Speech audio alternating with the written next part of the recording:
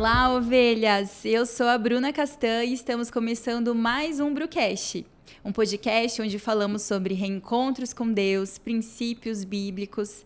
E hoje eu trago uma convidada muito especial. Ela que é minha prima, empreendedora, mãe, ela que está à frente de algumas mulheres, discipulando e cuidando, pastoreando. Thalita, seja muito bem-vinda, Thalita. Uma honra ter você aqui comigo hoje, conhecendo um pouco mais, falando um pouco mais sobre o seu testemunho. Seja muito bem-vinda. Ai, muito obrigada. Thalita, eu queria começar fazendo uma pergunta que às vezes a gente meio que trava um pouco nessa pergunta. Mas quem é a Thalita? Nossa, é difícil mesmo. Depois dessa apresentação aí, né? Fala muita coisa. Bom, a Thalita é uma mulher que resolveu entrar para o mundo do empreendedorismo, porque a gente passou por tantas coisas na época da pandemia e eu resolvi sair do SLT e vir para o empreendedorismo, e onde eu comecei a cuidar de uma agência de marketing digital sozinha, bem no meio de uma pandemia, com uma bebê pequenininha. Maia, na época, tinha acho que 1 aninho, mais ou menos. Então, foi nessa época que eu comecei a me reinventar como mulher, né? E ali foi onde eu comecei a construir, digamos que o meu império hoje, né? Eu sou muito feliz de falar que hoje eu tenho uma agência de marketing digital e onde eu tenho uma equipe maravilhosa, né? E como mãe, tenho 2 meninas hoje. Tenho a Maia, que está com 4 aninhos, a Mari com 2 mesinhos. Novinha! Novinha, bebê Acabou ainda. de vir pro mundo. Sou casada com o Rogério, que trabalha comigo também na agência hoje. Eu comecei sozinha, mas depois de um tempo a agência começou a crescer tanto que ele veio para a agência também. E sou uma mulher cristã, que é uma palavra. Hoje eu estudo seminário, sou muito feliz. É né? seminarista também, né? Então, assim, acho que é isso. Resumindo, é uma mulher com muita garra. Uma mulher que tem uma força de vontade de viver muito grande. Uau! Bom, como a gente fala aqui muito sobre princípios bíblicos, né, sobre testemunhos, eu gosto de perguntar também como foi o processo de conversão das pessoas. Então, conta pra gente como foi o seu processo, o seu encontro com Deus, seu processo de conversão. Eu nasci num lar cristão, né? Então, assim, é muito mais fácil quando você já tem um pai e uma mãe que vai te direcionar ali para o caminho, né? Então, eu já nasci num lar cristão e durante a minha caminhada ali eu batizei muito cedo, acho que com 10 anos eu estava me batizando. Então, veio dos meus pais, né? Família também, minha família inteira é toda cristã, então a gente já tem essa referência do cristianismo, né? Uau, que bênção, Thalita. Conheceu Deus ainda novinha, na infância. Isso é um privilégio. Exatamente. E, Thalita, eu sei que você passou alguns momentos na sua infância, na sua adolescência, que não foram muito fáceis. Verdade. Né? Então, eu queria que você contasse um pouco como foi para você lidar com a separação dos seus pais. Foi muito difícil. Até naquela época, eu tinha 15 anos, né? Hoje eu tô quase 40. Então, assim, naquela época foi muito difícil porque as pessoas ainda não aceitavam muito, né? Então, pra gente que era filho, assim, a gente sofreu muito, né? Ainda mais vim para um lar cristão. As pessoas, meus pais na época foram excluídos da igreja. Então, a gente sofreu algo assim muito grande, né? Eu, principalmente. Mas eu entendi, né? Eu já tinha 15 anos, então eu consegui entender o motivo porque meus pais precisavam se separar. Mas eu tive, assim, algo que me abalou muito, porque foi um trauma tão grande que eu guardei para mim que eu acabei esquecendo toda a minha juventude. Assim, dos 15 anos para baixo, eu não consigo lembrar. Deu do um trauma. apagão. Um apagão. Até hoje, fiz tratamento, já fiz terapia, tudo, mas não voltou, não, assim. Então, foi algo que judiou muito, assim. Mas também que eu consegui quebrar, né? Hoje você lida bem. Mas bem. você vê o impacto, né, que causa na vida de um adolescente, de uma criança. Total. Essa separação, né? Total. Que, às vezes, acaba não conseguindo restaurar um casamento, né? Exatamente. Mas muitos casais, às vezes, não pensam na criança, né? Exato. Como que fica a criança, às vezes, nem luta muito para restaurar. E por causa do egoísmo, né? Pensando só na própria pessoa, não pensa no que aquilo vai gerar em toda a família, né? Nos filhos e tudo mais. Inclusive, a minha mãe, ela sempre falou assim, eu queria ter separado quando vocês eram pequenininhos, que eu acho que era mais fácil do que na adolescência. E hoje, parando para pensar, eu também acho, porque a adolescência é uma fase que a gente precisa muito dos pais próximos apoio da dos gente. pais, né? A gente ainda está se resolvendo em várias áreas, né? Então, para mim foi muito difícil, assim, não ter minha mãe próximo, que eu acabei ficando mais com meu pai no início, né? Foi bem complicado. Eu tive que trabalhar cedo, eu tive que desenvolver a minha vida muito mais rápido, né? E hoje você lida bem com isso? Liberou perdão? Sim, muito. Hoje, inclusive, meu pai frequenta a casa da minha mãe. A gente faz festa de final de ano todo mundo junto. Foi um processo, né? Demorou um pouquinho para a família inteira se perdoar. Mas hoje todo mundo já convive bem, já, graças a Deus. Ai, que bênção, né? Que teve esse perdão tão necessário para as famílias, né? Exatamente. E, Thalita, hoje você aí é uma mãe, constituiu uma família. Você sempre teve o sonho de ser mãe, de construir uma família? Era algo que você sonhava, né? Às vezes a gente vê histórias de meninas que sonham desde novinha com casamento. E você teve todo esse sonho? Como que foi? Sim. Desde novinha. sempre que ia brincar lá com a Barbie, era família, era tudo bonitinho, né? Um sonho muito grande de ser mãe, né? Sempre tive. Então, eu sempre era aquela do grupo, a mais velha, que queria mandar em todo mundo. Então, eu já tinha essa paixão de ser mãe desde novinha. E até pela separação dos meus pais, acho que em vez de gerar o desconforto, assim, eu não vou casar, não. Eu não quero isso pra mim. Não, pelo contrário. Eu tive a maior vontade de casar e ter a minha família. Né? Quebrar o padrão ali. Uau, e ver dar certo, né? Exatamente. Que bacana, Thalita. E como foi se tornar mãe? Como foi esse processo da maternidade pra você? Foi planejado? Conta pra gente um pouquinho como foi esse processo de engravidar, de gestação. Foi assim, eu e o Rogério, a gente casou, eu estava mais ou menos com 21 para 22 anos, o Rogério também nessa fase, e os dois já queriam ser pais logo no início, né? Então, a gente já tentava ter filhos desde o início do casamento, mas eu não conseguia engravidar. Tinha algum problema? Então, eu ia aos médicos e nunca tinha problema. Né? Eu comecei a fazer tratamento hormonal e aí foi onde eu fiquei um pouco doente. Eu tive depressão grave, assim, bem grave, porque eu não conseguia e por causa de hormônio, né? Então, eu dei uma pausa. Aí, a gente tentou novamente. Aí, começamos a procurar muitos médicos. Eu passei, assim, diversas especialidades de médico. Fertilização, tudo quanto é tipo de médico. E eles sempre falavam a mesma coisa. Você não pode ter filho, mas eles não conseguiam falar o motivo. Então, eu já cheguei a ouvir até que eu era seca. Nossa. De um médico. E aí, o que eu fiz? Que a gente tentou fazer? Entramos para a fila de adoção, né? A gente mudou para São José dos Campos e entramos para a fila de adoção. E ali eu falei assim, mas mesmo assim eu sentia que eu podia ser mãe, sabe? Lá no fundo do meu coração falava assim, você vai ter seu filho ainda. Então, assim, eu pensava, vamos ficar na fila de adoção, eu vou ter o meu filho. E se Deus permitir, um dia eu tenho o meu bebê também, né? Mas, assim, pelo olhar da medicina, eu não podia ser mãe. Era impossível. Era impossível. Mas, assim, eu continuei orando, pedindo a Deus. Eu sempre orava, falava, Senhor, tô aqui, se o Senhor permitir eu ser mãe, me usa, né? Manteve a sua fé acesa com relação a isso. Exatamente. E eu sempre falava também, Senhor, eu passo o que tiver que passar para ter meus bebês, sabe? Eu sempre falava assim para Deus. Meu Deus, você fazia essa oração? Fazia. Um pouquinho de medo, mas fazia. Meu Deus. Porque gerar testemunho dói, né? Dói. Então, assim, mas eu queria enfrentar. De tanto que eu sonhava em ser mãe, né?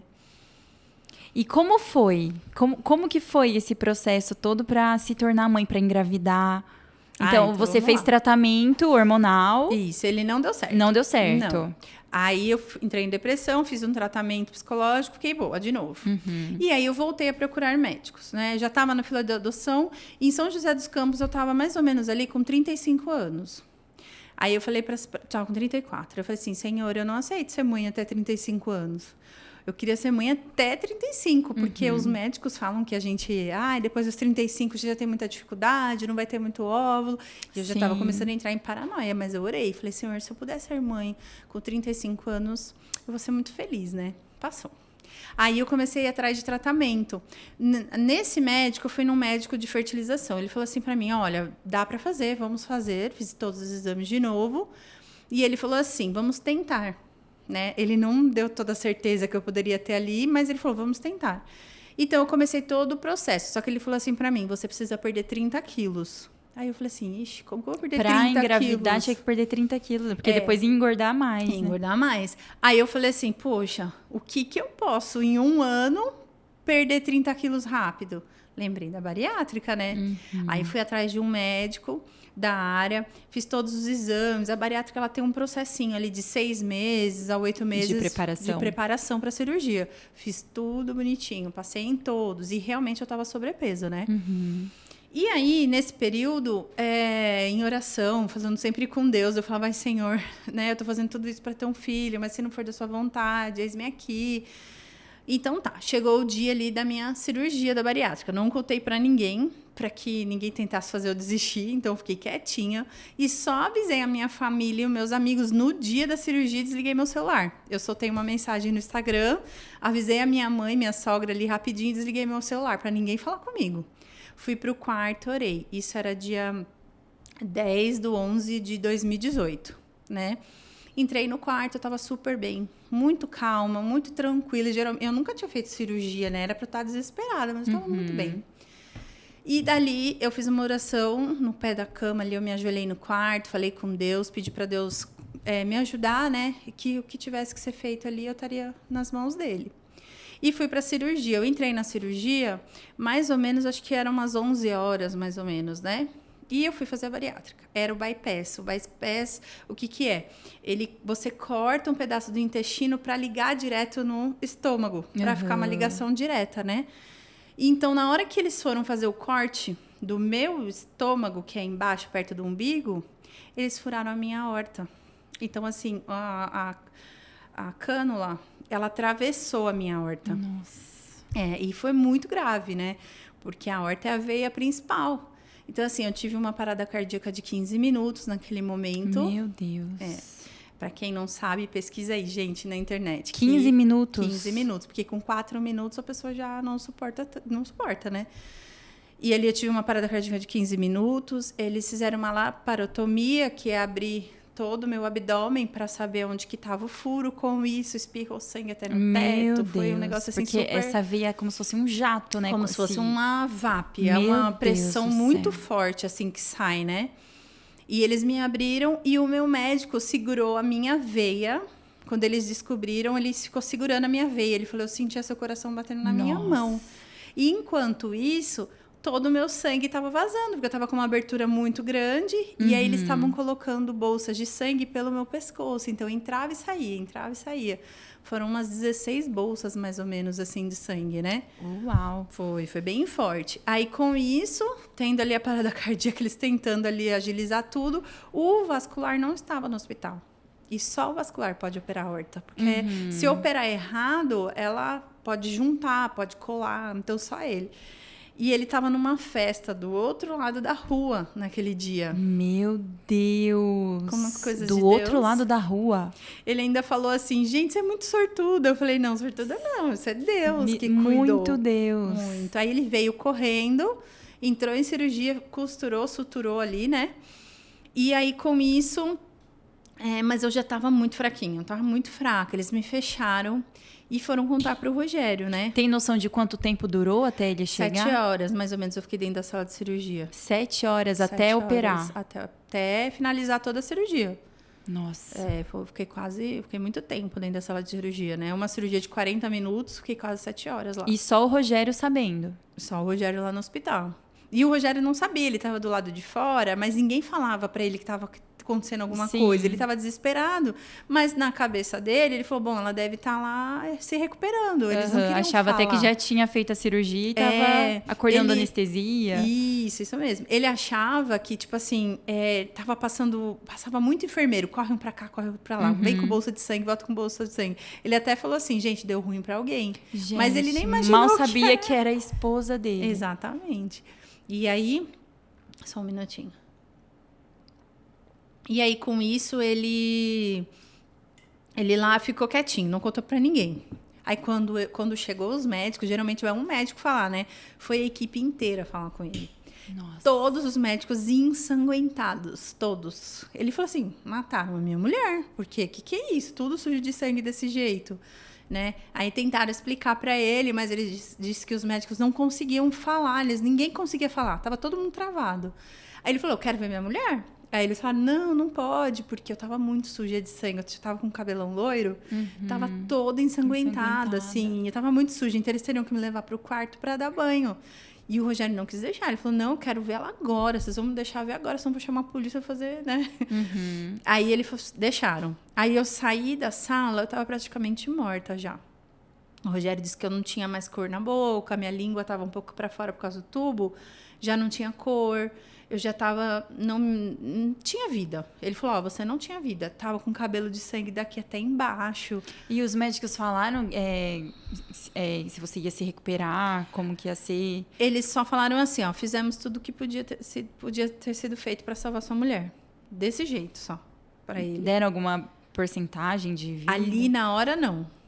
Só falaram isso. Só isso. Fizemos o possível. Fizemos o possível para salvar ela. Só. Então, na cabeça dele, eu já ia morrer, né? E aí, ele passou.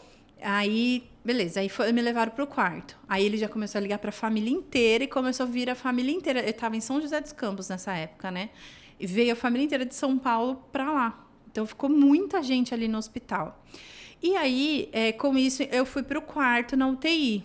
Até aí, eu não tinha consciência nenhuma. Eu estava realmente... Eu não lembro de nada.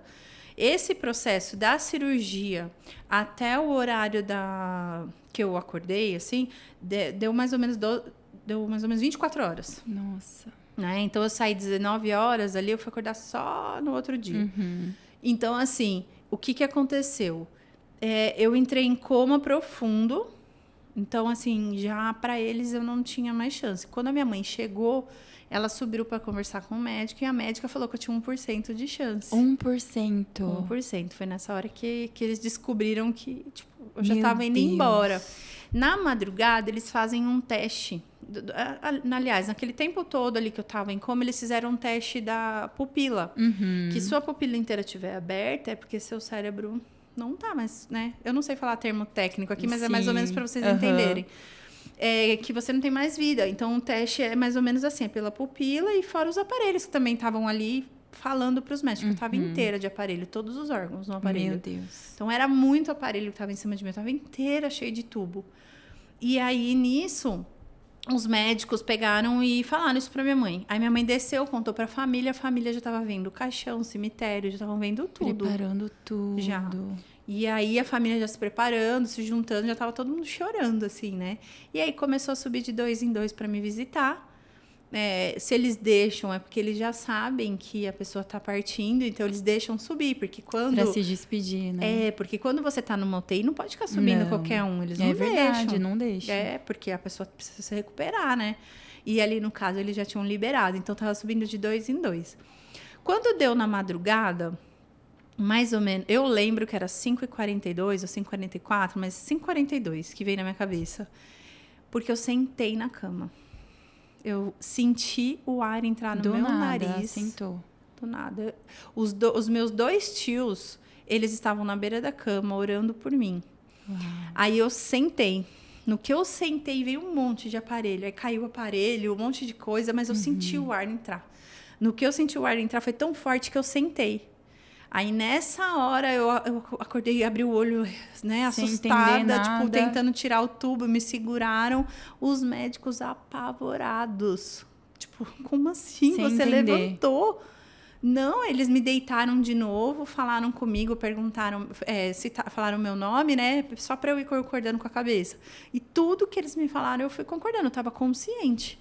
Eles desacreditados, eles falaram, gente, eu tava morta, como assim? Gente, é igualzinho aquela passagem, Thalita cumi, literalmente.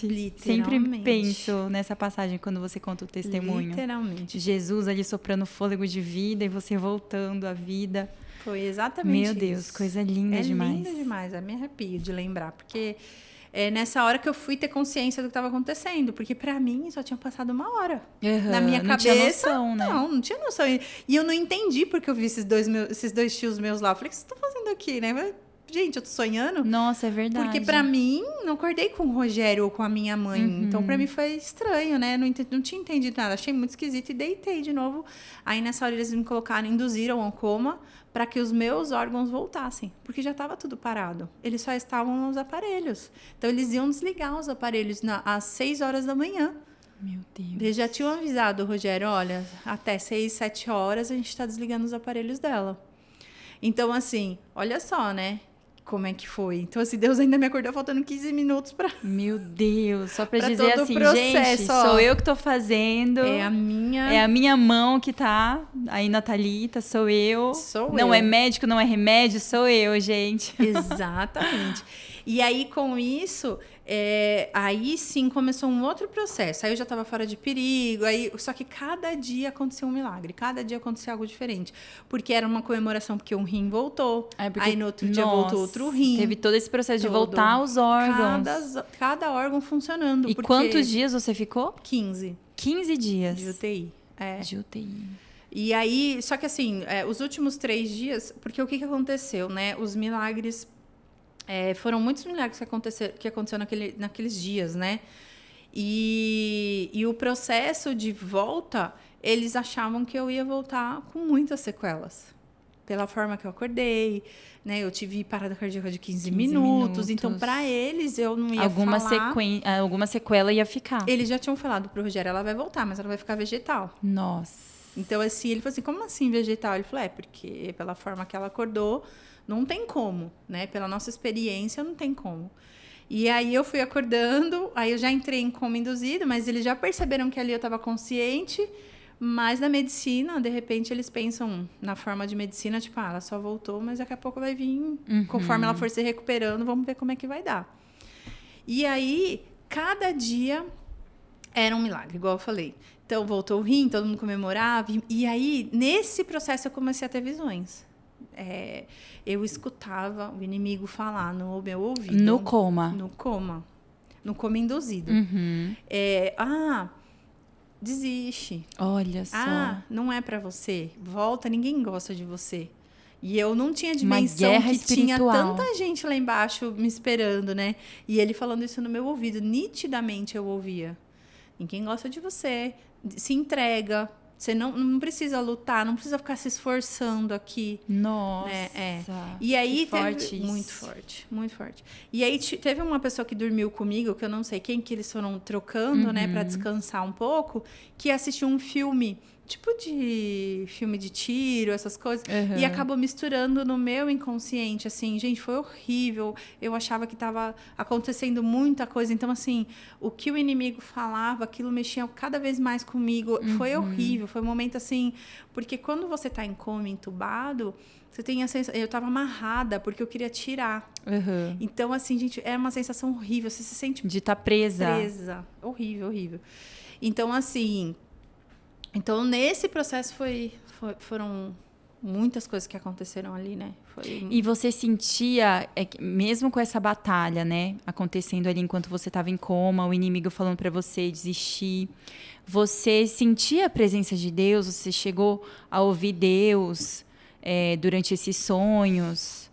Sim. Eu não ouvia... assim, voz, eu não vi nada, mas eu tinha a presença, eu sentia.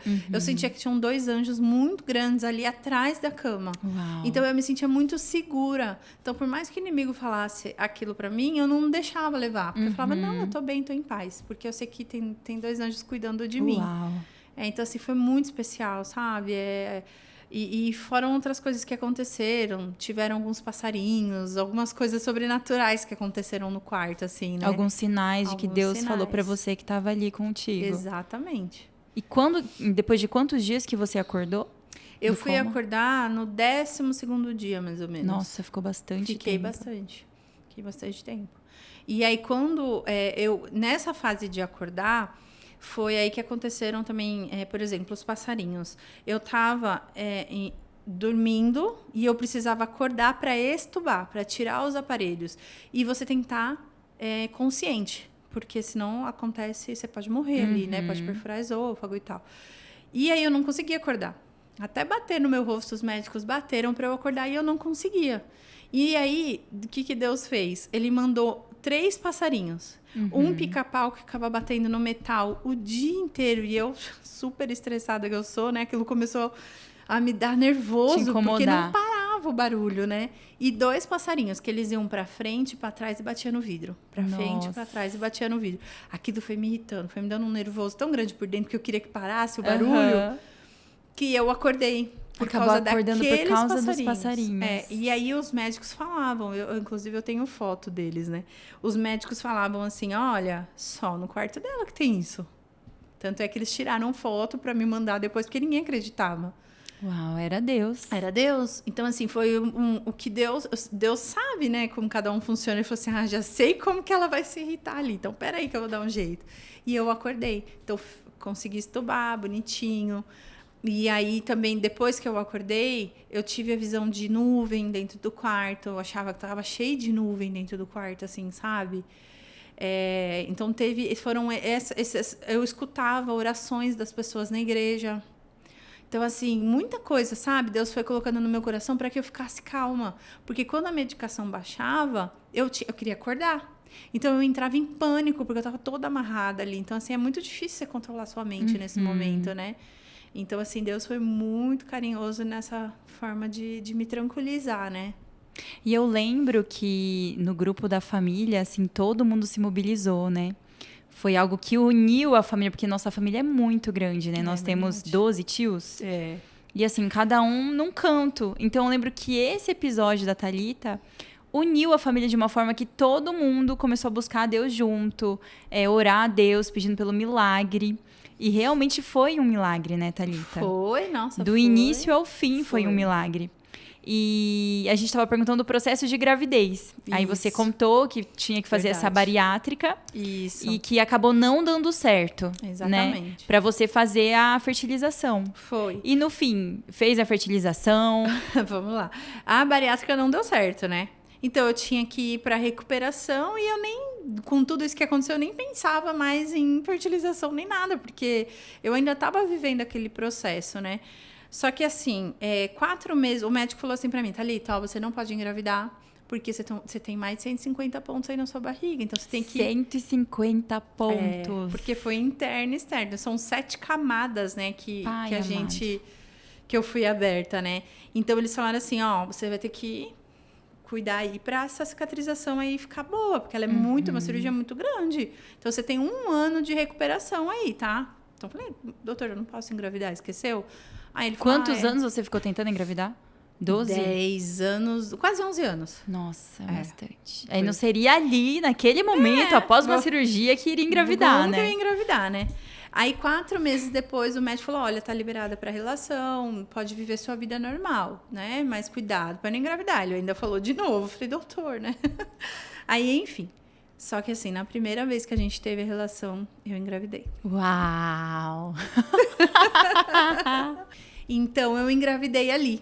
Meu Deus. 4 meses depois. Aí veio o desespero. Eu falei, e agora? Como que eu vou levar uma gestação? Eu fiquei muito apavorada. Ainda se recuperando. Me recuperando. De 150 pontos. De 150 pontos. Aí eu falei assim, gente, se eu tô viva por esse milagre que Deus me permitiu passar por todo esse processo, eu não vou me preocupar na minha gestação, né? Então, eu tive uma gestação perfeita. A Maia não nasceu com nenhum problema, nada, porque eu estava tomando muita medicação, eu estava tomando mais de 20 comprimidos para minha cura, né, do corpo, assim.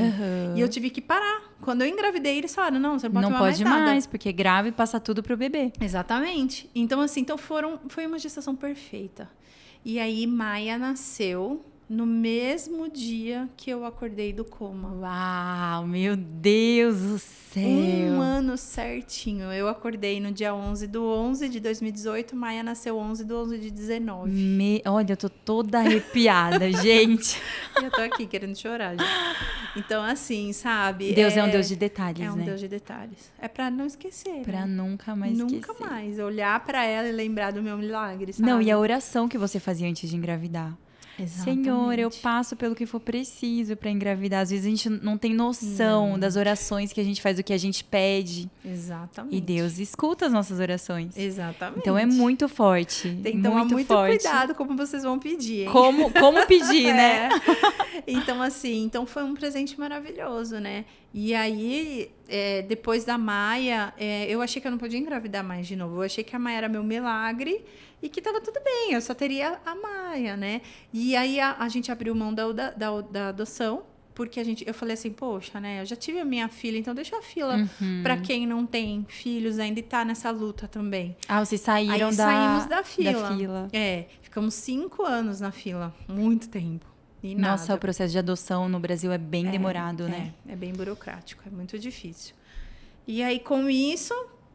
Ah, e um detalhe. Maia nasceu quando eu tinha 35 anos. Que você falava que queria ser mãe antes dos 35 anos. E Deus me deu ela com 35 anos. Meu Deus. Então, assim, gente, Deus de detalhe, sabe? A gente fala pra ele, ele escuta e ele dá pra gente, né? Meu pai, lindo demais. Muito lindo. E aí, se passaram 4 anos...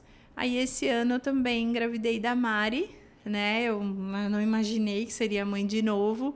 E Deus me permitiu ter mais um. Mais um milagre. Agora um pouco mais tranquilo, né? Foi bem mais tranquilo. Mas, assim, mais ou menos, né? Porque eu já tô com 39, né? Então, assim, foi uma gravidez que eu tive que ter mais cuidados dessa vez, né? Pela idade. Mas foi perfeita. Deu Mari tudo certo. Perfeita, deu tudo certo. Tá aí linda, com 2 meses. Toda Parece fofinha. que foi ontem que tava grávida, já nasceu. Exatamente, meu Deus do céu. Thalita, e meu Deus, esse seu milagre, toda vez que você conta eu fico muito impactada, porque eu vejo muito a mão de Deus em todos os detalhes. Em todos os detalhes. Inclusive eu lembro que no grupo também uma vez eu coloquei: gente, não vou orar pela Thalita, tô aqui orando. Eu orava muito e eu escrevi assim: a Thalita vai sair dessa e ela ainda vai engravidar depois. Então, assim, o poder das nossas palavras, né? Das orações, da união, né? Um povo que se uniu para orar. Exato. Então, às vezes eu sinto essa falta, sabe? Entre os irmãos, de um ajudar os outros, né? Em oração, com os problemas. Porque era uma guerra mesmo espiritual que a gente não via. Mas que você até estava percebendo, né? Durante o seu coma. Mas glória a Deus por isso. Amém. E eu queria te perguntar assim, o que esse milagre representa para sua vida? Olhando assim num todo, né? A sua vida, a vida da sua família, dos filhos que vieram, o que representa? Você acha que se você não tivesse passado por isso, hoje a sua vida seria diferente? Além da gestação, claro, que a gente vê que foi algo que Deus usou para que a Maia viesse ao mundo. Mas o que representa para você esse milagre? Ai, olha, é até difícil colocar em palavras, né? Porque, igual eu falei, é um processo assim que gera muita dor, né? Você demora um pouco para entender o porquê que você está passando por isso, por que eu passei por isso, por que aconteceu tudo isso comigo, né?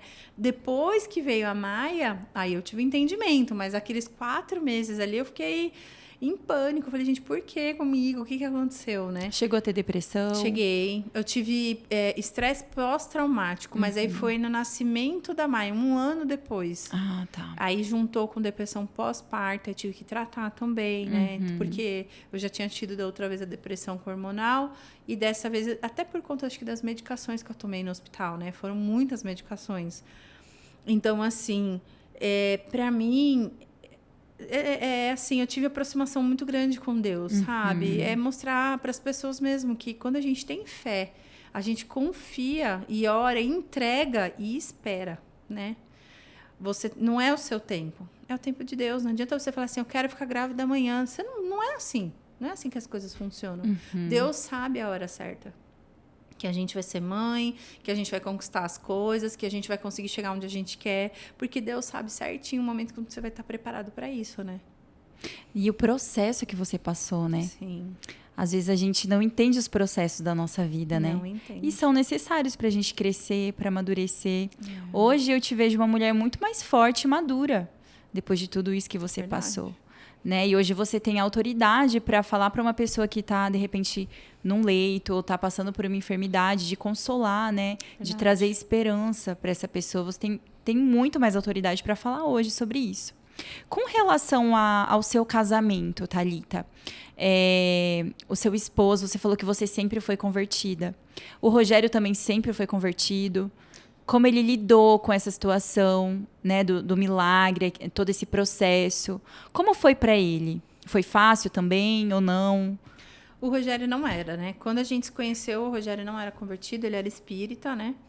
E aí, com o tempo, de eu ir na igreja, porque foi um combinado meu com ele, que quando a gente casasse, ele teria que ir comigo na igreja. Mesmo que se ele não quisesse aceitar ou não, mas para que eu não fosse sozinha, eu não queria ir sozinha. Eu falei, não quero ter o meu marido e ir sozinha para a igreja. Sim. Isso é muito ruim, né? Então, ele combinou, ele aceitou, então ele ia comigo para a igreja. Então, ele demorou um tempo, ele demorou aí um ano, mais ou menos, para se converter. Foi ser batizado uns 7 anos depois.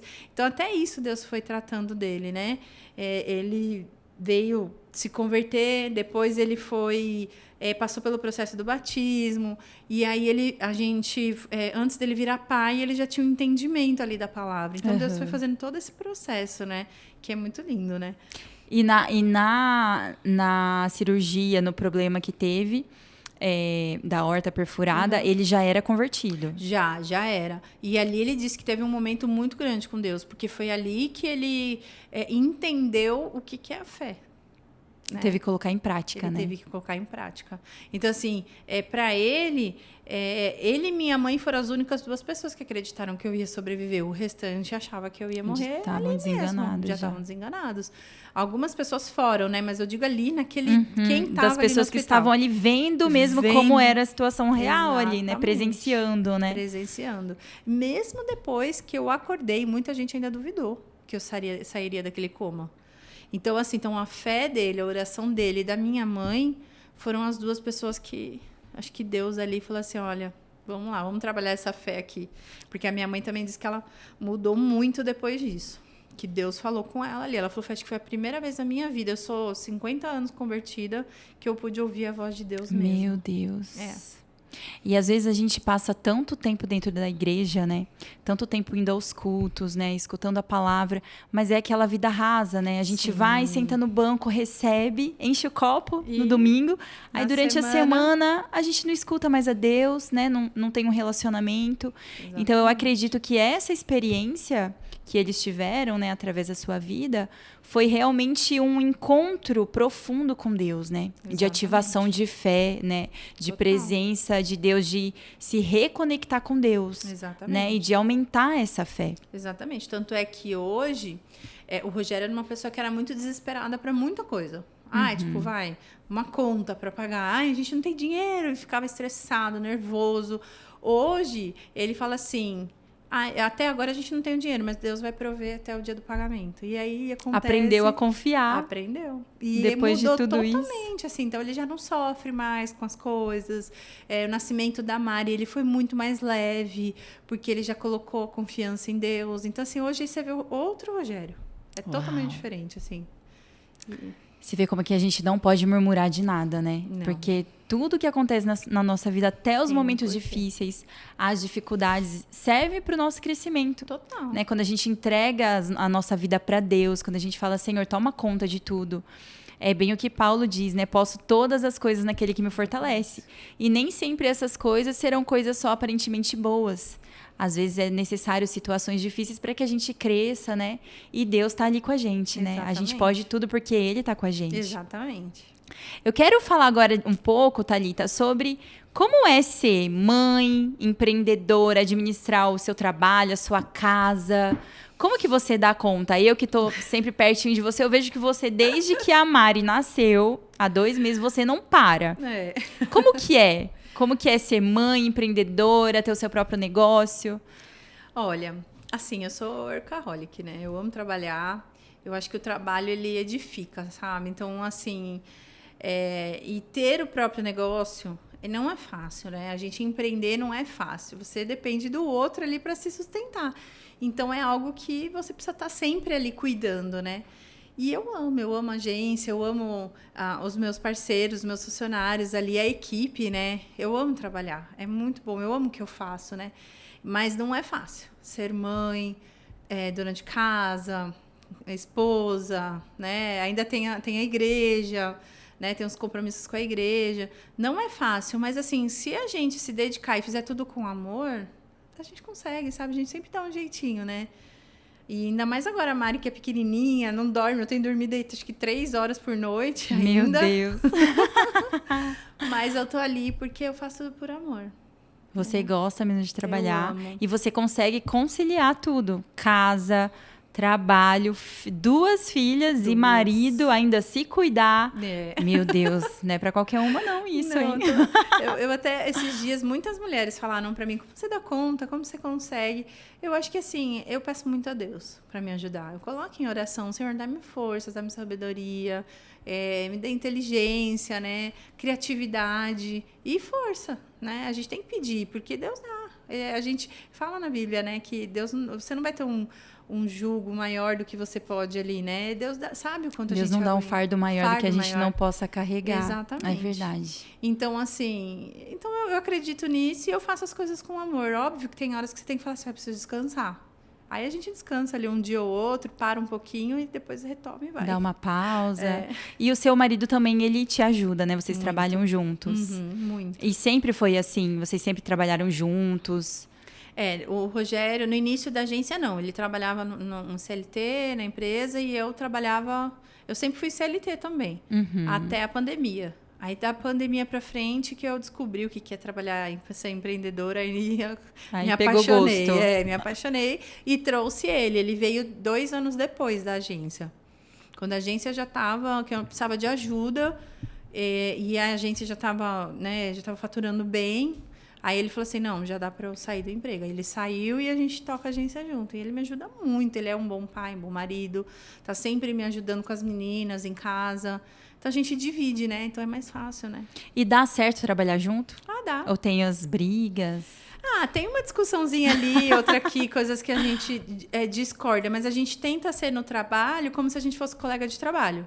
Eu respeito ali o que ele faz e ele respeita o que eu faço, né? Porque cada um sabe ali a sua... tem um entendimento do que faz, né? Da E sua função, da sua né? função. E eu não vou passar por cima dele, nem ele de mim. Então, assim, a gente é muito amigo também Ai, nesse que ponto. bom. Então, é bom, sabe? Mas às vezes acontece assim. Alguma briguinha ou outra? É normal, né? Tem que ser até saudável.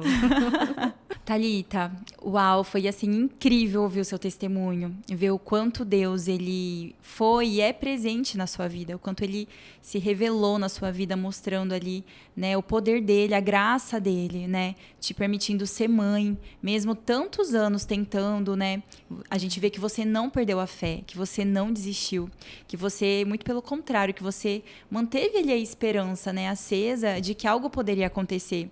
Seja naturalmente, seja com a fertilização, né, ou até mesmo com a adoção, né, a gente vê que esse sonho você não deixou ele apagar pelo fato de não poder engravidar, né, o fato de você se colocar na fila, né, de buscar uma adoção, a gente vê que realmente você tinha ali a vontade, o desejo de ser realmente mãe.